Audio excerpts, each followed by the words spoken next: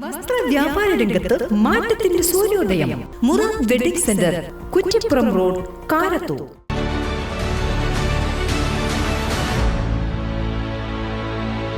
നമസ്കാരം, Vetta news on ടൈമിലേക്ക് സ്വാഗതം. കല്യാണം ഇനി വേറെ level. Basid wedding mall, Basid arcade, Poongottukulam, Tirur.